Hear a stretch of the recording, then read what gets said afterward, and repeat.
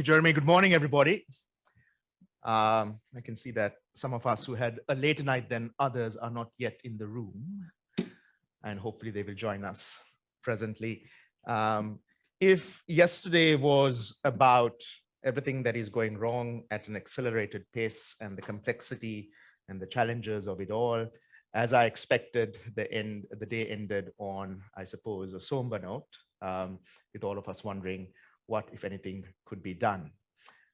Today, starting with this session, we will focus on Aotearoa, New Zealand, looking outwards, but also examples of how things can be done right, have gone right, and what lessons we can learn as a consequence of those examples, anecdotal as they may be, but perhaps systemic in the future.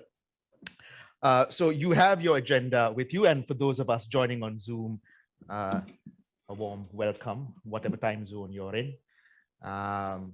You have your agenda, so we have a shorter day than yesterday, but perhaps no less interesting one.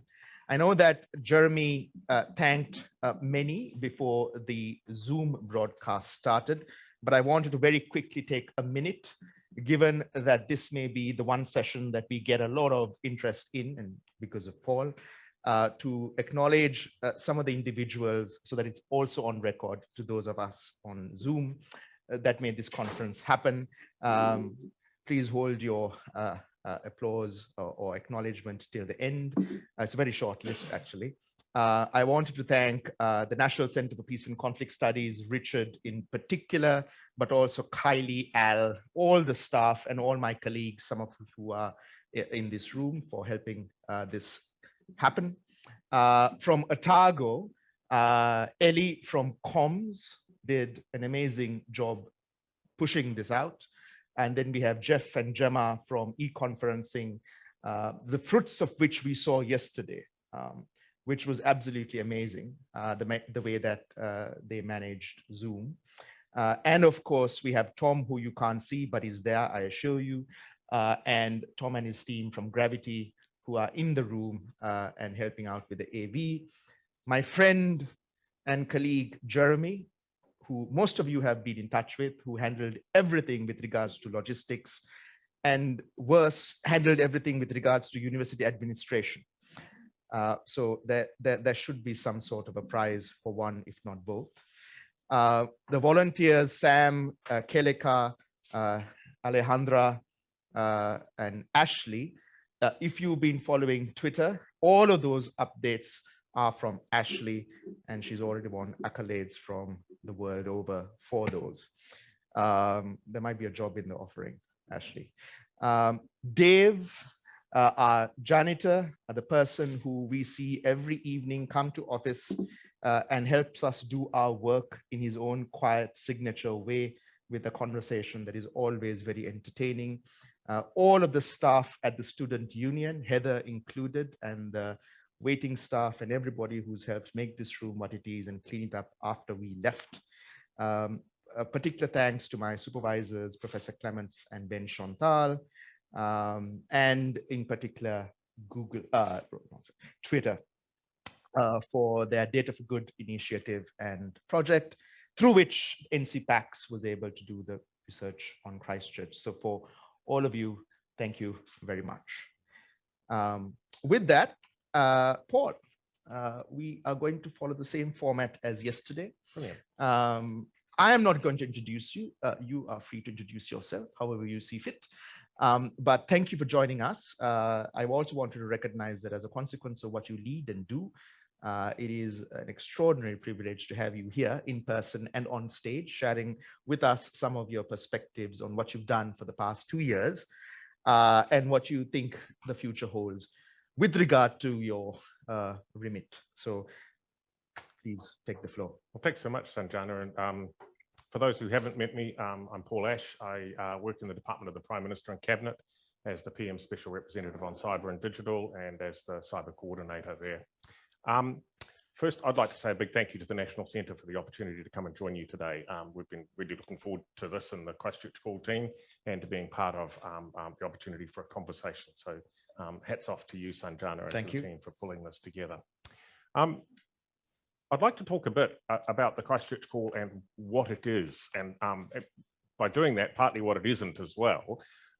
In part because I think listening carefully yesterday, it was apparent to me that one of the things we do need to do better is actually tell the story of the Christchurch Call and build participation across the New Zealand community in the work. I guess a couple of things struck me out of yesterday as a preface to that. The first, I think it was Sarah O talking about the need to think systemically and strategically about some of these challenges. I think Susan Benesh made much the same observation, and the Christchurch Call is one of our efforts to do this in a particular problem set. The second was that by the end of the day, I think it would have been possible to leave yesterday feeling pretty gloomy and full of despair about the internet as a whole. And it's really important as we take our work forward to understand all the positive things that the internet has delivered and continues to deliver, and to work out how we preserve those. If we think about the moment in time we're in, I think, and go back to the mid-90s and the height of tech utopianism, the declaration of the independence of cyberspace, we're a long way on from that, and we've discovered the internet's probably a more Hobbesian world than we expected. I'm not sure why that surprises any of us. That should have been obvious. But we always like a utopian vision, and we'd all like to be able to preserve the best of that. That's something that I think, as we go through today, will be really important. The Christchurch Call itself is a direct response to the abuse of the internet by the Christchurch attacker 2 years ago this week. It's a multi-stakeholder effort, and that's critically important. It actually is about bringing governments, industry, and civil society together to work on problems collectively.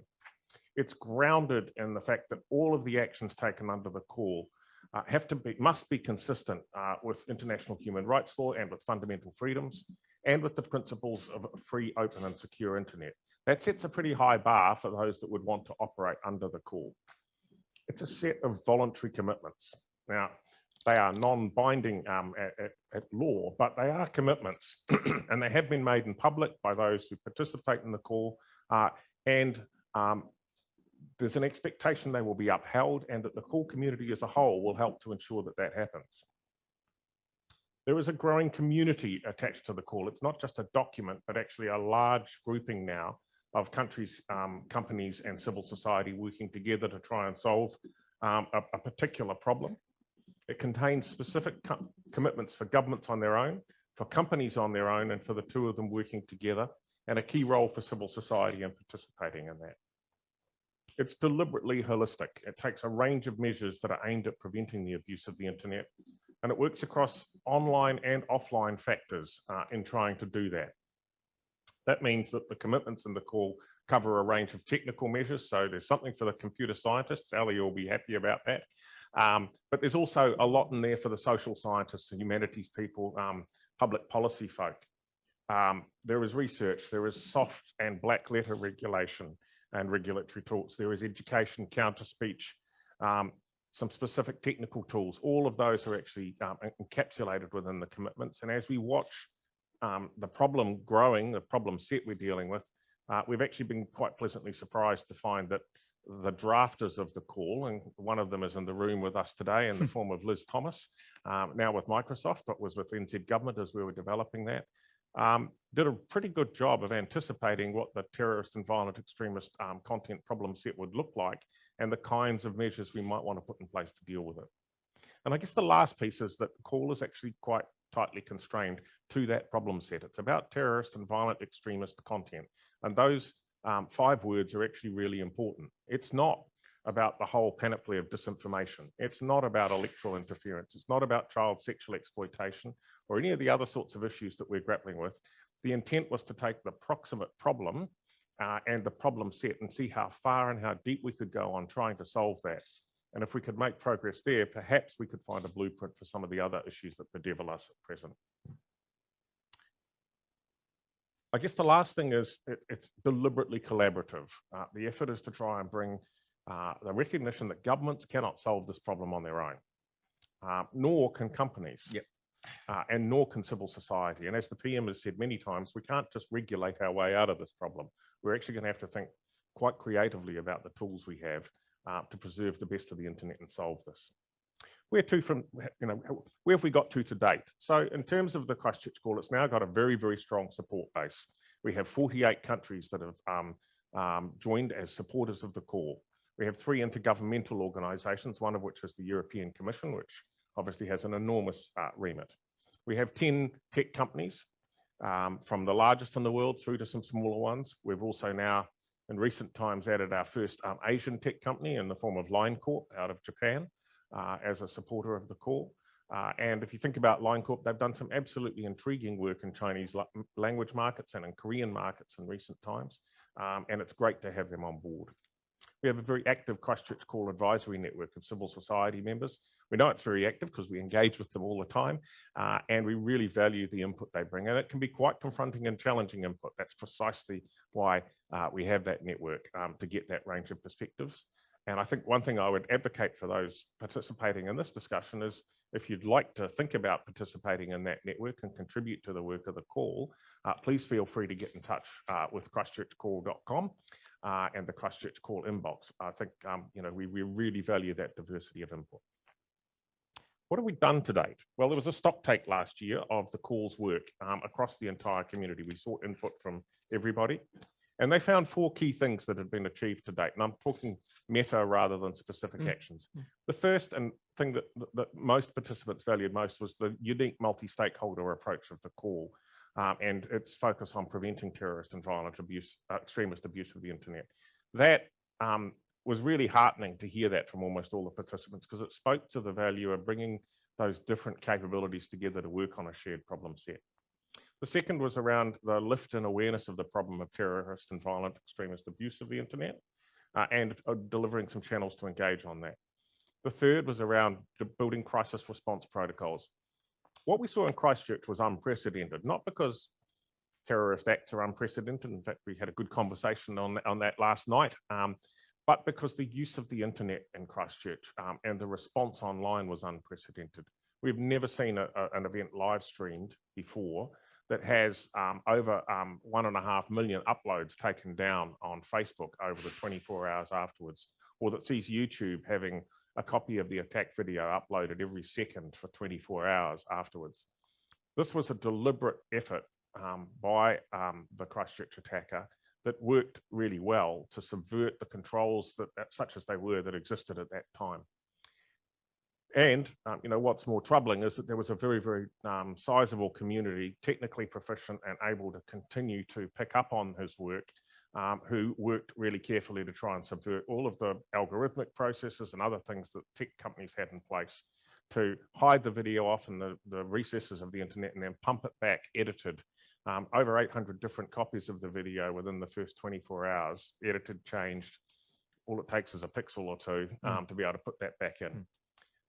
We needed to respond to that, and we put in place crisis response protocols under the call. There weren't any at the time, or to the extent there were, they were manifestly inadequate for what we were now confronting. And there are now 3 of those in place, a piece of company work, a Christchurch Call crisis response protocol, which deals very much with communications and the politics of crisis response. How do you think about both reducing harm, but also managing the social context around that? And then work the European Commission and Europol have put together, which is very much around the material that investigators and prosecutors need. It's very much based in legal frameworks. And those 3 pieces are actually kind of critical to any crisis response. The last piece I think that the survey pulled up was the reform of the Global Internet Forum to counter terrorism. And that's been a major piece of work. The Christchurch Call really has been the key driver of that reform. It is the body that we would expect would pick up on many of the commitments in the call and provide the multi-stakeholder context to that. Previously, the Global Internet Forum had no staff. It had a brand. It had 3 programs, but it rotated around 4 tech companies. And while it presented well publicly and had some good work around hashing and some good work around research, it didn't really have critical mass or buy-in and really didn't provide a multi-stakeholder forum. It's now an independent organisation. It has a whole range of working groups working on specific problem sets. It has an independent advisory committee of governments and civil society working with industry. and is a real shift in capability. The full results of that stocktake will actually be released reasonably soon with some forthcoming events. And we will make sure that the data is open data that will be provided for researchers to work with. I guess it raises the question for us now, coming to the second anniversary of the launch of the call on 15 May, of where to from here. What do we do next? And perhaps that's something that would be really helpful to get feedback from anyone listening to this discussion, whether here or internationally, over the coming weeks. We've got a bunch of work prepared and underway for 15 May. For those of us working on the call, we end up living very strange hours here in New Zealand, being up through the night working on that and have done for quite some time now. Effectively, I'll leave to the PM to announce what those next events look like, but we are currently working on what the third year work program for the call would look like and how we intensify our efforts in some key areas. The first of those is working across all of the participants in the call to grow the sense of a self-sustaining community, one that can continue to work actively and that is facilitated to work on the issues or commitments that sit in the call. The second is around dealing with some specific priority areas. The first of those is making sure that the resourcing and work of the GIFCT is consolidated, that it's a genuine multi-stakeholder workplace, and that we build confidence amongst the participants. Some of this work is going to require real trust across some sectors that have struggled to do that in the past, and it's going to require some real openness. And that's a hard thing to do. We can see examples of that elsewhere. If we think about the child sexual exploitation area, over the years, we've actually seen multi-stakeholder work and trust circles that have done some extraordinary things in that area, and we would like to see some of that replicated. Same in cybersecurity. The ISACs, the CERT networks do this on a trust basis, and we want to be able to build that in this problem set. And it's going to take a bit of time. The second, and it's come up over the past day quite a bit, is deepening the work on algorithmic processes that have the potential to lead to radicalization. Now, this is a particularly sensitive area. We've heard it in the last day. It's a topic of global debate at the moment. One of the strange things here is that our evidence sets are actually relatively limited for this work. And we need to build a stronger evidence base for the work we do. Our focus primarily in the call is on the outcomes of those algorithmic processes. It's not on grabbing the source code and playing with it. And I think I heard someone talk yesterday about just allowing an 18-year-old to change the algorithm. It's not that simple. Algorithmic processes learn on their own. They change, they shift, they can do that, as we see with things like software-defined networks in milliseconds. And we think it's probably more helpful for most of the people involved to look at the outcomes of those processes and set up some multi-stakeholder test beds so that we can then design effective interventions where there are problems. Either algorithms need changing, or we do things that we've learned from public health. How many of you have ever Googled suicide? Okay, what happens? You get redirected, you get interstitials, and those interstitials are context specific. So wherever you are, they will direct you to local resources. There's work in terrorist and violent extremist content to do some similar things. There's a lot we can learn from public health, and a lot we can learn from actually treating the people that end up being radicalized as victims in this process as well. They are not always, out there to perpetrate this stuff. There are some people who are, and we need different tools for them. But we need to be thinking across those disciplines about what interventions look like and how we practically focus on them. That will require computer scientists, and it will require specialists in public policy and health and other areas to actually work collaboratively together, and require companies to participate in that actively. That's where we want to head with that algorithmic work. 3 other key things that are important for us. First, we want to add a small number of countries to the call. We're probably getting to the point where the number of countries that can meet the human rights level protections and will actually treat the call in the spirit that it is intended is becoming reasonably limited. But we do want to bring some more on and make sure that we can actually build that capacity. The next is actually lifting the number of companies involved. We've got some really big tech companies in there. We would like to see that grow as we start to think about the network effects and the way that the internet stack works to promulgate terrorist and violent extremist content. Our first priority in the call was to get the content away from the largest number of eyeballs, work with the big platforms first. And over time, we're going to have to start to stretch that out a bit and think about CDNs and web hosting services and how we actually think about the services that host some of the worst of the content. This was the topic of a really tricky discussion with the internet companies when we first started building the call. But actually, it was really interesting watching that discussion and ending up in a room. Liz and I were both there, actually, whiteboarding this with some of Silicon Valley's most senior executives. You know, their question to us, do you really understand the internet stack? Our response, we think we understand a lot of it. Tell us more about what you know. Once we started mapping that out, actually, it was helpful for them to see that we knew what we were talking about. That gave us credibility, but it was also helpful for some of those companies to say to their colleagues, no, we can't just exempt this whole area of the internet from this work. And by the way, in terms of web hosting, we've already conceded that because we kicked this organization off our platform a year ago.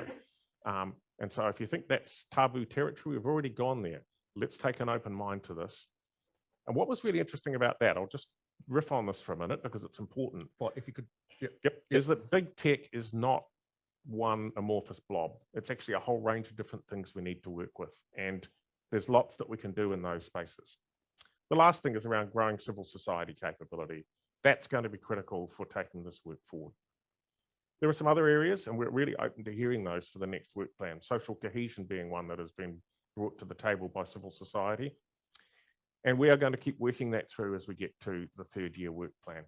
I guess in closing, I'd say, if you are interested in the call, go back to the text, go back to what's been agreed in the voluntary commitments, work off that. And if there are things in there that are interesting, come back to us. We would be really keen to engage with you on that work.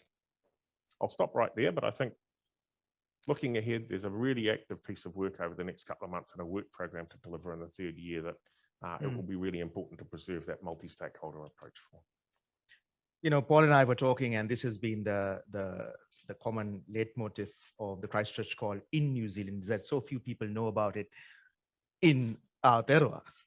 But of course, it is more widely recognized outside. So there's an interesting, perhaps worth also exploring why that is the case. But I can assure you that the call is very highly regarded, as is the PM's leadership and your work in the Commonwealth and also beyond. Part of this is also to present to you snapshots of the research that NCPACS has done that I've led over the past year as a consequence of my doctoral research into the manner in which Twitter reflected and refracted Christchurch 2 years ago. I'm a very hesitant academic, and I'm not a data scientist either. But what I did was, as I said yesterday, in the immediate aftermath of what happened, I pivoted my doctoral research to look at what was happening in Aotearoa as opposed to what was happening back home in Sri Lanka, which I came here to study. And then one of the op-eds that I published in the local media looked at around 170,000 tweets in the first 48 hours after the massacre.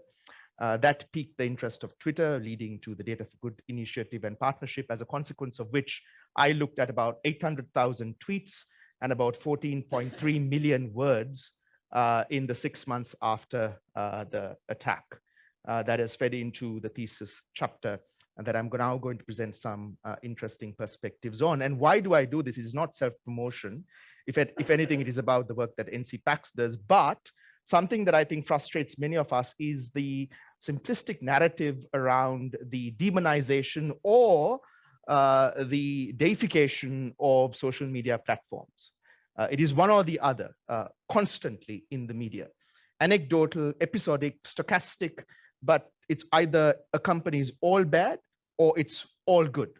And a lot of the nuance, of course, is lost as a consequence of that. Paul, you know this. And one understands why the media does it, because what's very bad or what's very good makes a great story, but it is not a good story for academia. I'm not going to talk about it today, but one of the interesting things that I found out, and why this chapter is so interesting for me as a researcher, is because it is fundamentally different to the manner in which Twitter reflected and captured the Easter Sunday terrorism in Sri Lanka.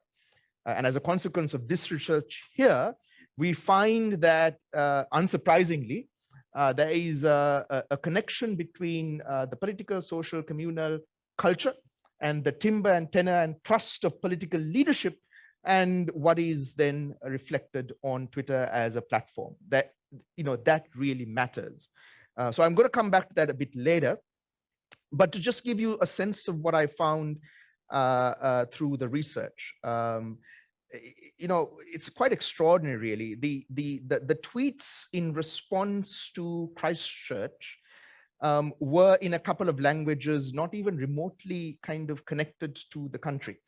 So a lot of, like, I'm talking about tens of thousands of tweets came in Urdu and Hindi and Turkish and Hausa.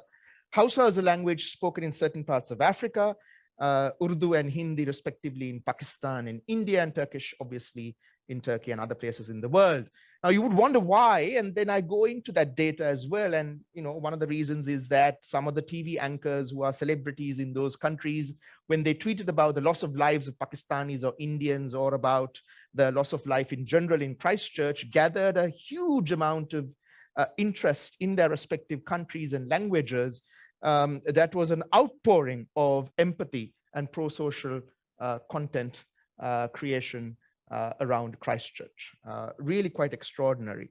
Academics call this digital togetherness, and you saw that exclusively almost in terms of the content that came just in the 48 hours after Christchurch. Now, for many of you in the room, this might not be extraordinary, or it might be passé, or you might wonder, of course, it's Christchurch, it's our country, people should be outraged. But that's not the way actually generally the narrative of social media works after terrorism, both leading to terrorism and in response to terrorism. Generally what social media does is that, as even after Christchurch on some platforms, is that it amplifies the worst amongst us and the worst we can be. Here you found the amplification of our better angels, not just in Aotearoa, but globally. So that's, there's something there that really bears more reflection and study.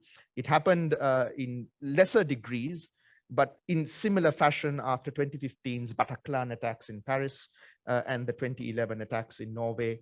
And so there's some kind of continuity in the studies that suggest that certain political cultures lead to certain kinds of responses on social media after a cataclysmic event. And I can say that for Sri Lanka, that it led to certain things in the timber that happened, that was present on Twitter after our Easter Sunday, that was very, very different to Aotearoa. What is also really, really interesting for me is that I cannot find statistically important or statistically prevalent measure of hate after Christchurch on Twitter. There was no glorification of the perpetrator. There was no glorification of the manifesto in any language, including in Arabic, for 6 months afterwards. That is not just a consequence of the platform cleaning itself up. You just can't find it. It was almost as if PM Ardern's family, which she also often refers to as New Zealand as being, extended to the rest of the world. And these are just top line snapshots of data that is quite extraordinary. It's extraordinary for me, and I keep repeating this because it's really fundamentally different to the kind of things that you saw on the same platform after Sri Lanka. So to give you an understanding of why this is interesting is that, and yesterday, some of the panelists spoke of certain platforms as evil, as bad, as wrong, as contributing to toxicity and violence. And yes, all of that is true. But when you look at it, that's the rub. And, when you look at it a bit closer, Twitter in particular, but all social media platforms in general, depending on time, depending on the event, depending on the people on it and speaking on it, depending on who they are and what language and what time and what geography, what hashtags, there's a whole range of things that make it such that social media is a complicated beast, and you can't kind of have this black and white approach. And one of the things that I think David Hood from Otago is going to kind of treat us to later on today is how Twitter in its exchanges within Aotearoa is fundamentally different to Twitter in Sri Lanka. So why is that? So David has some answers, I have some answers. And I think it's really, it bears reiterating that social media is not one thing or the other thing. And that within a platform and that between platforms, there is contestation. I want to end by reading out the last couple of chapters from my chapter, which last couple of paragraphs from my chapter that I think will place this all in some context, and also what Paul said as well. So I quote, the Royal Commission of Inquiry's report into the terrorist attack on Christchurch mosques on 15th March 2019 notes how the killer's live stream and violent ideology went viral on social media, including Twitter.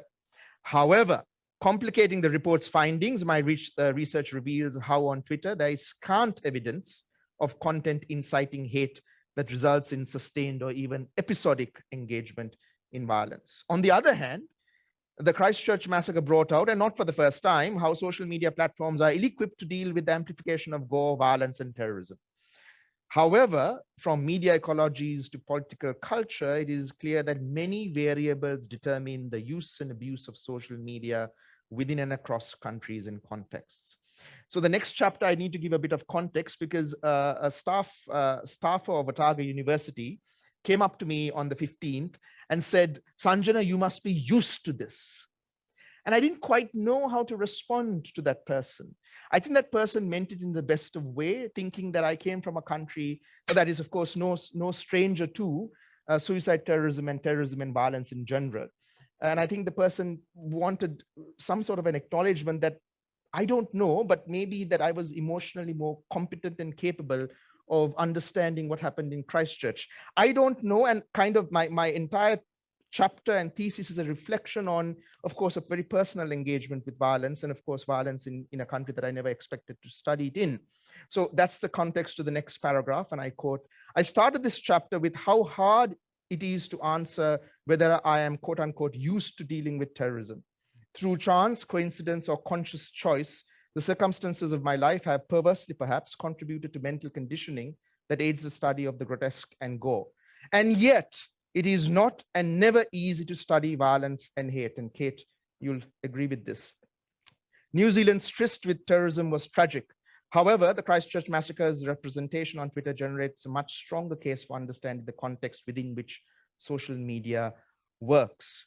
Engrossed in data collection on 15th March 2019, I did not realize the time passed by. By early evening, the university was deserted.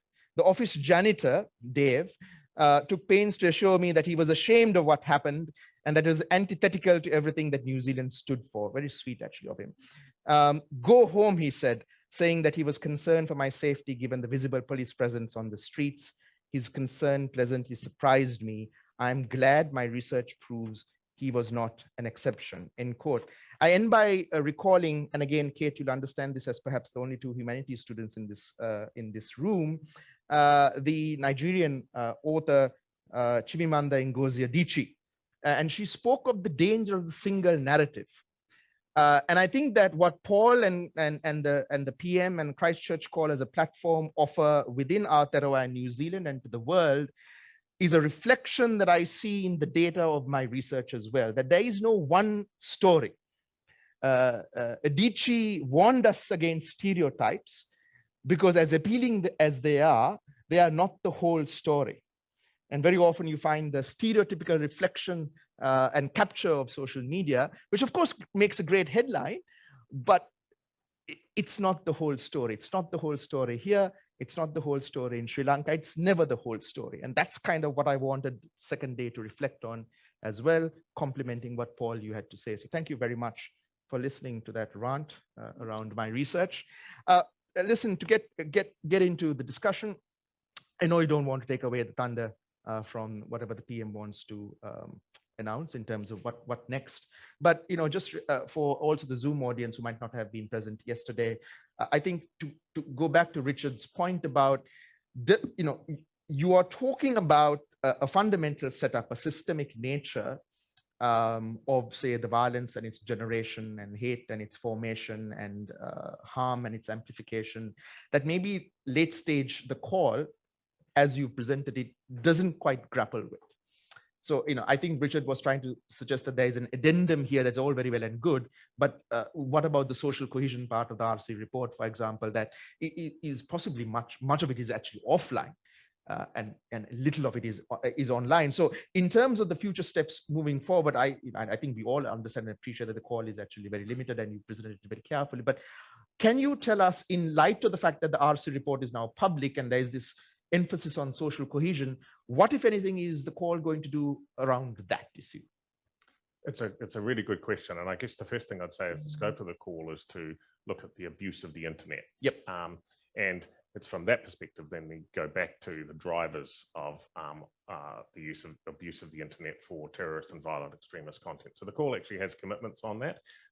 It requires governments to look at that work and to do research jointly with companies, to engage civil society in that work. There is work underway through the GNet, which is part of the GIFCT. I mean, one of the big lifts, I think, is in the quality of the research consortia that are working in this area now, and in the diversity of the material that they're starting to produce. And a lot of that goes back to social cohesion and the issues that actually drive offline activity that then is amplified and magnified online. Here in New Zealand, the Royal Commission work, there are the 44 recommendations, and a lot of those go to social cohesion. And we have with us today, I think, my colleague Manisha Bika, who has been working on this with the rest of the Royal Commission team. You've seen, I think, the 33 hui that have been conducted around the country. That is an attempt to try and shift the way we work on this in New Zealand from a government-centric piece. I think we heard from Kate yesterday about the, what's the word? The nature of government being perhaps less diverse than it should be. I was a diplomat once, so I'm framing that differently than Kate. Kate, what would you say? I think I probably reflect it, white and middle-aged and middle class. Sorry, white and middle class. I think there's work to be done there, and everything I've seen across government is that ministers and the government genuinely committed to that work. To the extent that other countries are looking to do that work as well, I think that's going to be a really important part of the call over time. But in a sense, the call will draw on other work rather than necessarily generate it, if I can put it that way.